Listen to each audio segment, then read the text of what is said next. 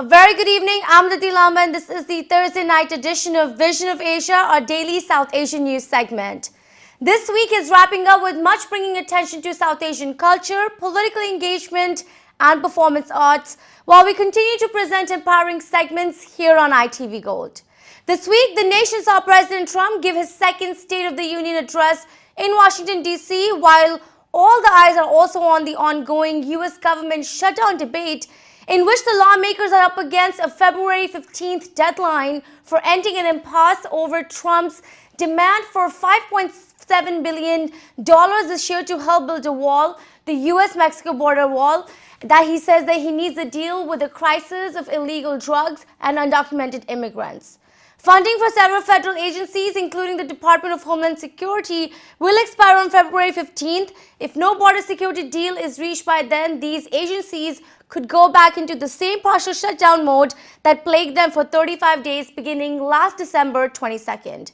We have tonight on South Asian perspectives on the ongoing debate and much more on identity, culture, heritage and awareness. Let's begin tonight's episode of Vision of Asia, taking a look at the headlines. South Asian Republican Coalition hosts State of the Union reception meet in New Jersey. Upcoming Orissa Society of America's Golden Jubilee Convention 2019 to be held in Atlantic City. Northwell's Global Health Initiative partners with Shanti Bhavan School, Northwell Health in New York. A lot more on South Asians and their expressions coming right after a short break. Stay with us in Vision of Asia, Voice of the Community. We'll be right back.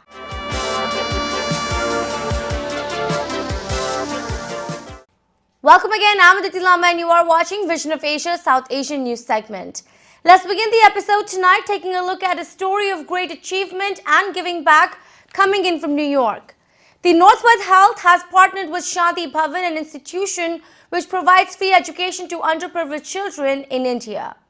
In an effort to elevate the pain and suffering of the poorest, a team comprised of 11 Northwell Health physicians, one university professor and two public health students recently discussed their preparations for a medical mission to Shanti Bhavan School. They are traveling to Shanti Bhavan in Bangalore, India to assess the medical needs of the students as well as the health conditions of people living in nearby villages. Such diseases such as malaria, dehydration, chronic infections are all common in impoverished areas. In addition to the doctors will also provide medical and behavioral health screenings for students and residents of the nearby communities. Let's take a look at what the key members had to say to ITV Gold.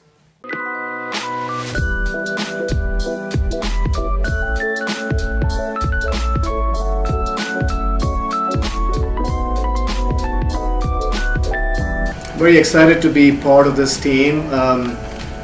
You have two very great organizations, coming together for the better good of, for humanitarian reasons and for a humanitarian reason. And who knows where this is going to lead to. This is just the beginning, and I think this is all great for both these institutions.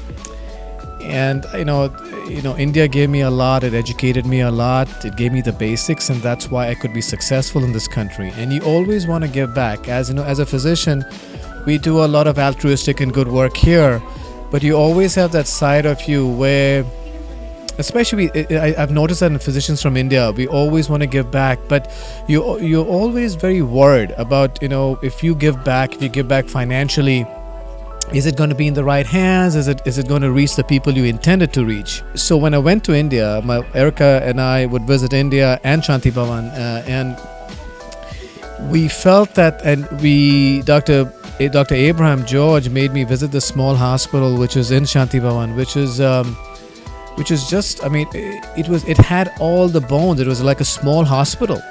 It had some of the medicines there, some of the equipment in there, but it was empty. It was very sad because you see the people around. You have a small hospital which is empty, and you have the poor people in the community who could use that. The only thing missing there was personnel, human personnel to run that. So Erica and I got thinking about it, and then we approached Northwell Health. That is there something we can do? Then I met Eric, had a conversation with him in the cafeteria, Dr. Pena, and just one thing led to another. And 6 months later, this team is going to India. I cannot tell you how excited I am. And there's no way on earth 6 months ago I would have thought that we have a team leaving in 3 days to support to that small hospital called Baldev in Shanti Bhavan to help those villagers. I can't tell you how excited I am about that. Local medical school in rural healthcare. So that's another major goal while we're in Bangalore. Kind of how I got involved in this, Dr. Moe Imam, who is the chair of cardiothoracic surgery at Staten Island Hospital, but has gone to the school and has a long-standing relationship with Shanti Bhavan. We really, this was a moment of opportunity for us as a health system. I came into this role of global health and we created the Center of Global Health in July of last year. And that was around the time when Dr. Imam and his wife approached me with this need that they had with Shanti Bhavan and meeting the healthcare needs of the surrounding villages, the villages where they get the students from, and the villages who have been supporting this school over the past years. And so it really was this opportunity to kind of start from scratch and create a multidisciplinary team that had the members of the team that were kind of intradepartmental, that had the psychiatrists on it, the emergency medicine doctors, the family medicine doctors, and the pediatricians, so that we were able to form a comprehensive assessment of what the need is, and then have a lot of really smart people together from different disciplines to address that need. And so this is a new endeavor for us, and it was a new site, and I think that all of that is really exciting. The goal was to provide world-class education to India's poorest children, the children of the so-called untouchable caste. They're now known as the Dalits, and to lift them permanently out of poverty. Though the nomenclature is not officially used, the prejudices associated with this group is unfortunately still prevalent. Our children are born into generational poverty, generational debt, and bonded labor, and have very little choice. And our goal is to take them from these situations and get them into professional world. And the question that Dr. George left me with on that day was, why can't these children be the future professionals and leaders of the world? Shanti Bhavan opened its doors in 1997. Shanti Bhavan means haven of peace, and that is truly what it is for the children of the rag pickers, the quarry workers, and the sex workers. The focus is on quality versus quantity, and the multiplicative effort of that, because we take, as heartbreaking as the decision was, we decided early on to just take one child per family so that we can uplift more families out of poverty. And that has been kind of a heartbreaking process to choose the children, and because obviously everybody, now that we've established ourselves and people see the results, everybody wants their child to come to the school. Our problem is resources. We are in the process of collecting funds for a second school. The second school is going to be about 80 kilometers from Shanti Bhavan now in the state of Karnataka.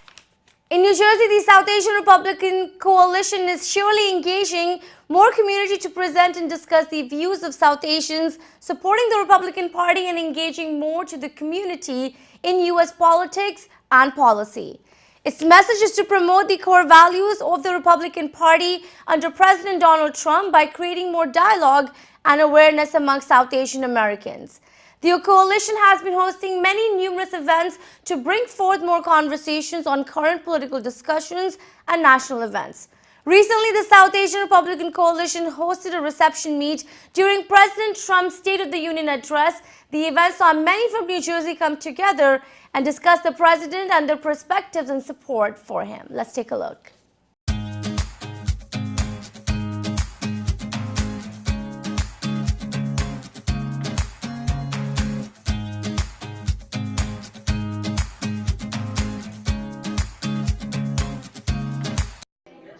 I'm a senatorial inner circle life member of Republican Party, and my goal is to motivate, inspire the younger generation and so that we can build the party and get more and more South Asian community involved in this. Pretty soon,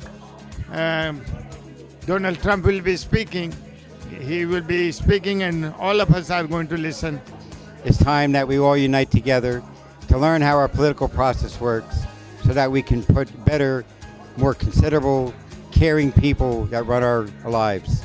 This year and the next 2 years are very important, not only to the presidency, but to local government and to our state of New Jersey. But I'm here this evening in support of all of my friends in the community, the South Asian community, and it's wonderful to see everybody turning out and supporting our president, and that they're taking an active, open role as Republicans and showing the world that it's not all Democratic, that South Asia is very much aware of what is going on in our country and is willing to stand behind our president to make a difference and to keep America great. Thank you very much. My administration has sent to Congress a common sense proposal to end the crisis on the southern border.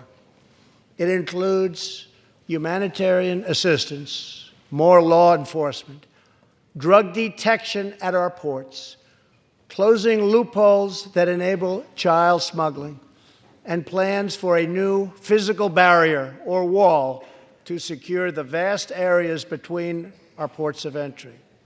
Over the last 2 years, we have begun to fully rebuild the United States military with $700 billion last year and $716 billion this year. We are also getting other nations to pay their fair share. Today, the turnout is great. It was a wonderful speech by President Trump, and President Trump is definitely going to be re-elected in 2020, and I'm personally of the opinion that this speech must have changed the minds of millions and millions of people in America. And the people who have been brainwashed, they have now realized who is the right guy and who is doing great for the country. And most important thing is I thank everybody here. It's a great turnout, a lot of people, and I really thank everybody. And SARC is really committed to create awareness about the Republican Party supporting President Trump, and we are going to work for President Trump in 2020. It's very important for us to organize together, and we should make our voice heard and get more people get involved. So we know it's hard to be Republican in Middlesex County, but we should not give up. We should work together, and we thank you for everybody to work together. I will try my best to do my part. Thank you very much. In this address, President has outlined his plan for the next 2 years, and it looks like, by whatever he has told, and the Democrats who are liberal outside, they definitely can change their way of thinking, and definitely they are going to vote for Trump, and Trump is going to win in 2020. We wish him all the success. We just got done listening to our president, Donald J. Trump, and his State of the Union. It was a tremendous speech. He united the country, talked about his achievements, his accomplishments, but bringing us together and putting America first and putting the interest of America first. And I want to thank our president for standing up for us. And it was a great speech. It was motivational. And I wish him the best of luck. Thank you very much. But what we heard the most of it, the President Trump, the way he brought that to speech tonight was for not the whole world to have a hope. Most of us United States, we do have opportunity because of President Trump. In 2 years, what he delivered to us. From now on, future belongs to us. If we work on it, we gotta keep it. We have opportunities. We are the one, because without us, the rest of the world is going down. We are here at SARC meeting of Mr. President Trump, State Address to the Nation 2019. So Mr. Trump gave a very good debate, very good points, and whatever he said in before election, like he stood to that part. So it's pretty much very happy and very promising speech. This is a hard-hit speech, and it is true, and we are the winner 2020. Thank you. And we were all very excited to hear the President Trump's the promises and his achievements, which is one of the very highest in terms of employment, or in terms of women empowerment, or in terms of women employment in this country. There are so many million things. There is no time to really explain that our President Trump is really doing for the country, and we all will definitely support him, and we have no doubt he is going to be the 2020 president again. Time for the short break. Stay with us on Vision of Asia, Voice of the Community. We'll be right back.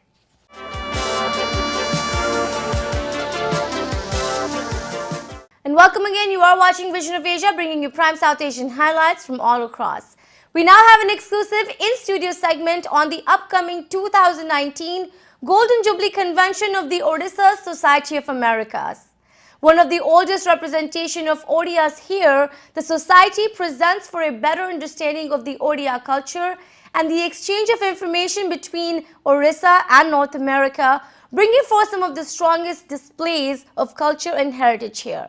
Bringing us insights tonight into the upcoming convention, ITV Gold's Ashok Vyas brings us the story. The convention is happening this July 4th till the 7th in Atlantic City. Let's take a look.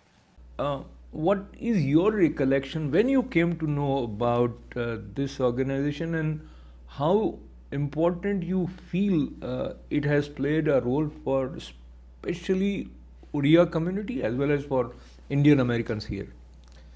So I am associated with this organization for last 20 years. Of course, I came to this country around 25 years back.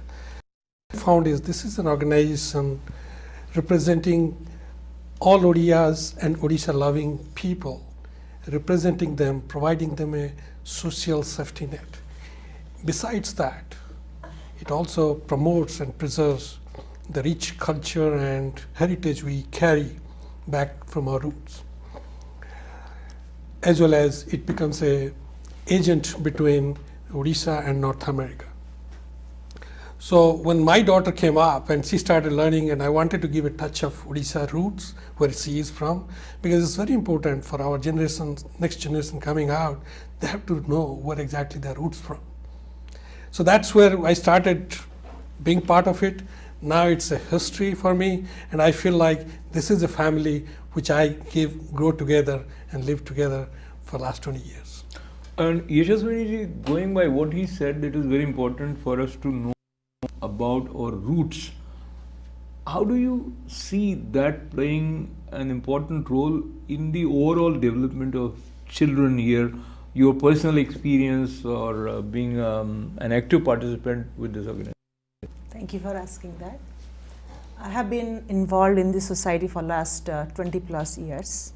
And as you mentioned, our kids are actively participating in all the Odia functions which we have here, and growing up together, and they feel this is an extended family for us. We are home away from home. But with all our Odia community together, with all the happiness, all the sorrow we share together, and kids come up with all kinds of attention they get, and the respect they get from the elders, and they give also respect, which we do not see it here in US because our homeland is in Odisha, in India. But the practical life, they see it over here in the community. The decision was made that 50th annual convention will be organized by New York, New Jersey chapter, and you being General Secretary, are you excited, nervous, lot of challenges? How are the things shaping up so far? So regarding the convention, we are the host chapter. Being the host chapter, we face a lot of challenges. As you know earlier, that we got competition from different chapters in America. But the thing is that the challenge which we took as a team here, we all work as a team together. And these challenges makes it more comfortable for us. Okay, we can do it. We have hundreds and hundreds of volunteers. That volunteer spirit which New York, New Jersey has, I don't know if any other chapter has it. That is keeping us together and making this big convention. We are thinking it is going to be the great convention and with a 100% success rate.